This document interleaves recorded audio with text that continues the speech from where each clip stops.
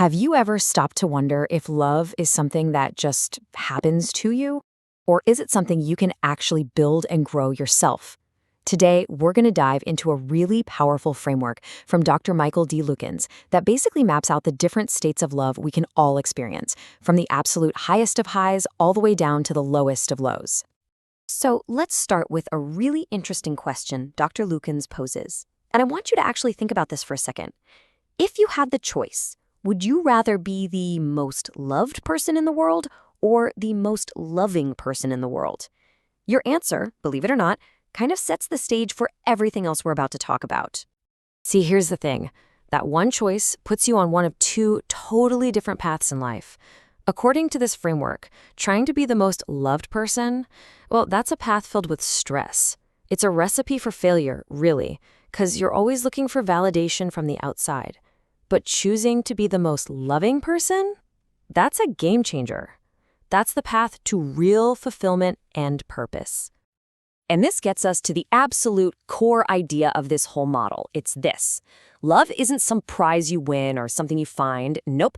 It's something we actually generate inside ourselves. We are the creators. We are the architects of the love that exists in our own hearts. So Dr. Lukens maps this whole process out across 5 levels. Think of it like a ladder.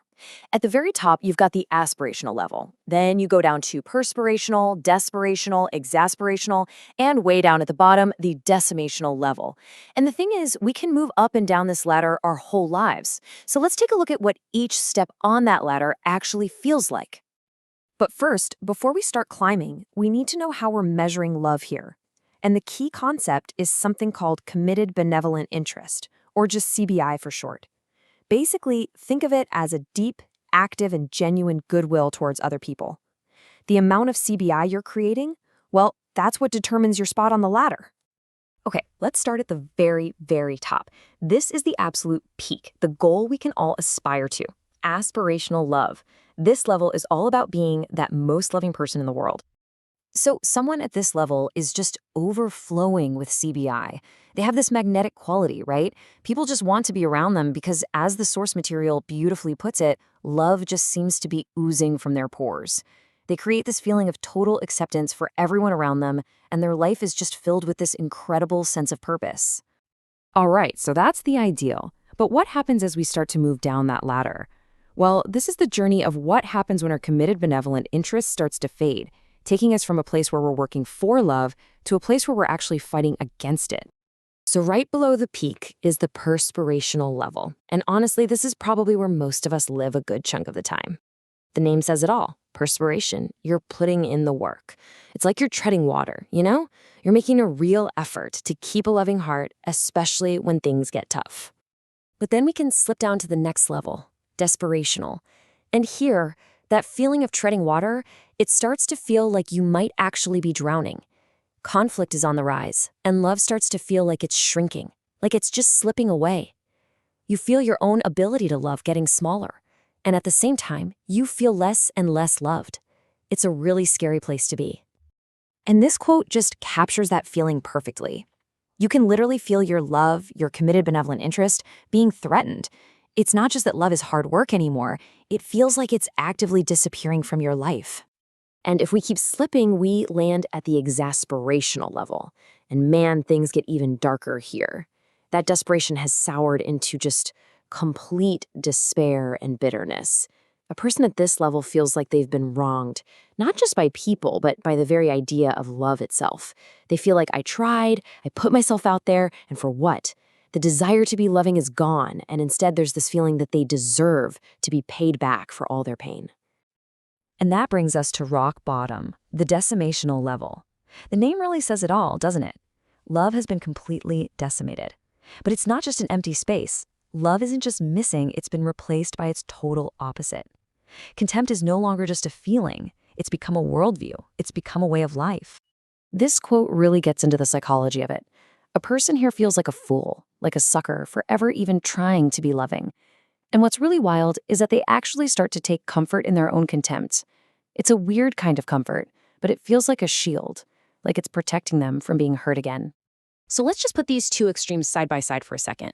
The difference is just it's night and day. Aspirational is guided by committed benevolent interest. Decimational is guided by committed malevolent interest. You go from seeing yourself as an icon of love to seeing yourself as a fool forever loving. It's the complete journey from fulfillment all the way down to contempt. Okay, I know that got pretty dark, but here's the absolute most important part of this entire framework. No matter how far down you are on that ladder, your story does not have to end there. This whole model is built on hope. Redemption is always, always possible. Let's circle all the way back to that central truth we started with. If we are the creators of love, that means the power is in our hands. Where you are on this spectrum isn't a life sentence, it's just your current address. And you have the power to move. So how do you do it? How do you start the climb back up? Well, the framework suggests a few things. You can find inspiration in people who are already at that aspirational level. You have to acknowledge, really own the fact that you have a choice in the matter. And you have to find what Dr. Lukens calls that buried aspirational inkling to want to be more loving. It's in there, even when it feels dark. And that's what you can start to grow.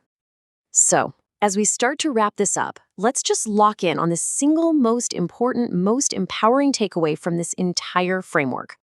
You know it all comes back to CBI. Committed benevolent interest isn't just a definition of love, it's the tool, it's the engine.